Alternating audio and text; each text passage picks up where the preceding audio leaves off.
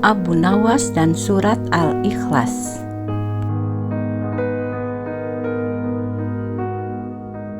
Kisah Abu Nawas ini bermula ketika suatu hari Baginda Raja sedang merayakan pesta besar-besaran untuk menyambut hari jadi kota Baghdad. Pesta tersebut dirayakan bersama orang-orang kaya atau rakyat biasa.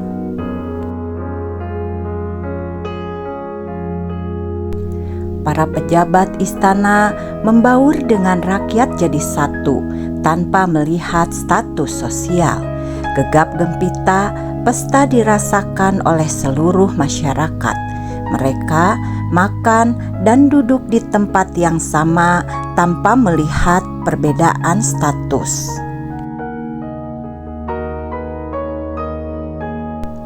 Di tengah ramainya acara, kemudian Baginda Raja berkata di hadapan orang banyak, "Wahai saudara-saudaraku, di hari yang bahagia ini, aku ingin menambah semarak acara kita bersama ini, yaitu dengan mengadakan sayembara."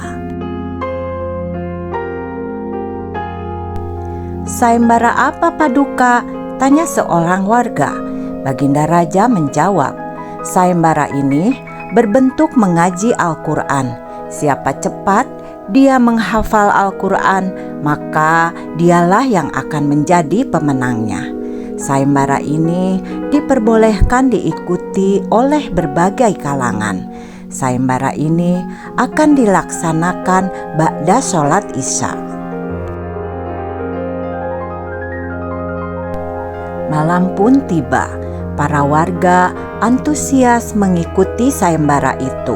Selepas sholat Isya, semuanya berkumpul di halaman istana dan langsung membaca surat Al-Baqarah sebagai gerbang utama.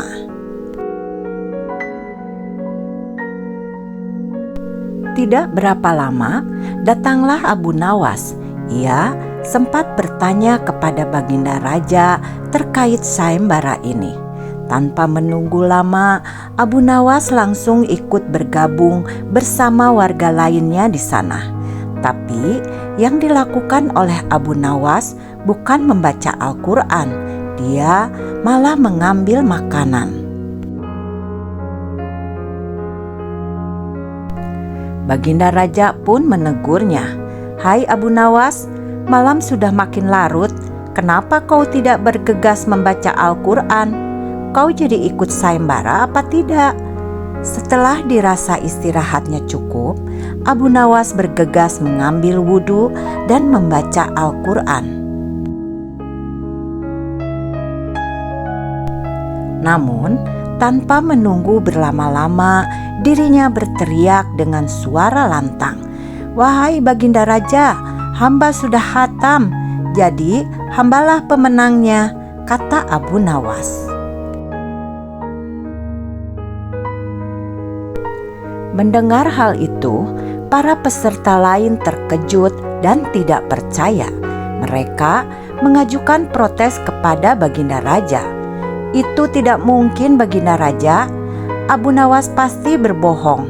Kami saja yang membaca sehabis sholat Isya baru sampai di bab 10. Masa Abu Nawas yang baru datang dan membacanya langsung khatam?" Protes salah seorang dari mereka dan diiyakan oleh peserta yang lain. "Bagaimana Abu Nawas? Kau bisa menyelesaikan bacaan tersebut dengan waktu singkat?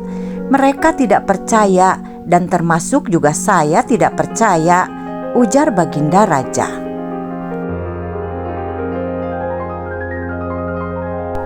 "Saya hanya cukup membaca surat Al-Ikhlas 3 kali, terang Abu Nawas. "Kenapa bisa begitu, Abu Nawas?" tanya Baginda Raja lagi. Dalam sebuah hadis, Rasulullah Shallallahu Alaihi Wasallam menjelaskan bahwa membaca surat Al-Ikhlas sama saja seperti membaca sepertiga Al-Quran. Jelas Abu Nawas lagi.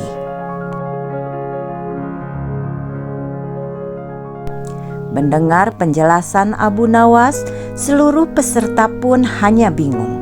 Sedangkan Baginda Raja takjub akan pemikiran cerdas Abu Nawas, sehingga Abu Nawaslah dinobatkan sebagai juaranya.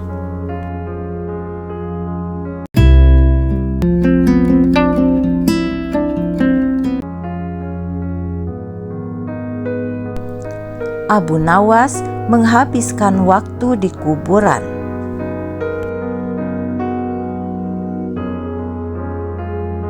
Suatu hari, Raja Harun al-Rasyid mendengar kabar dari menterinya kalau beberapa belakangan hari ini Abu Nawas sering bertingkah aneh.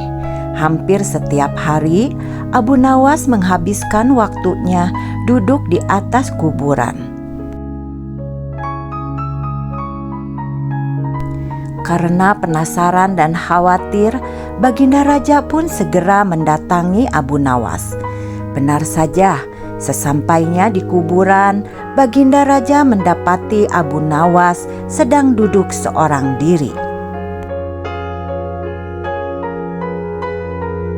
"Hai Abu Nawas, kenapa sekarang kamu bertingkah seperti orang gila?" tanya Baginda Raja. Abu Nawas balik bertanya, "Aku atau Baginda yang gila, Baginda Raja?"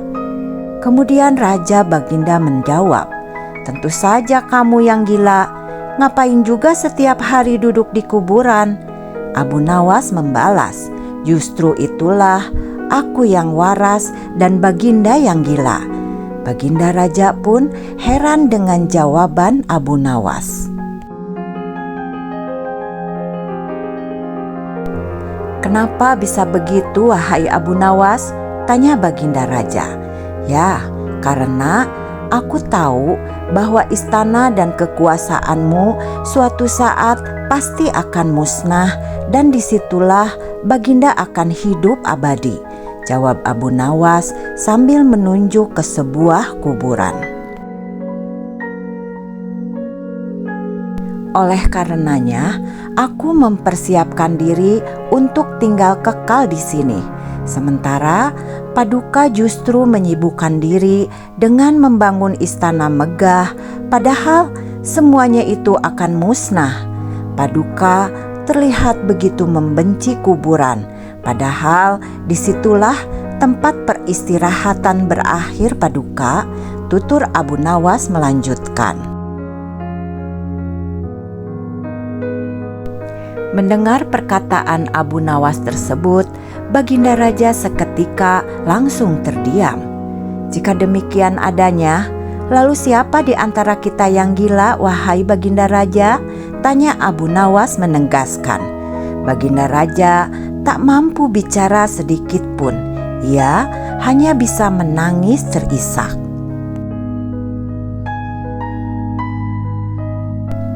"Demi Allah, benar sekali apa yang kau katakan. Nasihatilah aku, wahai Abu Nawas," pinta Baginda Raja. Dengan pandangan sorot mata yang tajam, Abu Nawas berkata, "Cukuplah kau agar selalu amanah." Perlahan Baginda Raja mulai mereda tangisnya. "Terima kasih atas nasihatnya, wahai Abu Nawas. Apakah kau menginginkan sesuatu dariku?" tanya Baginda Raja.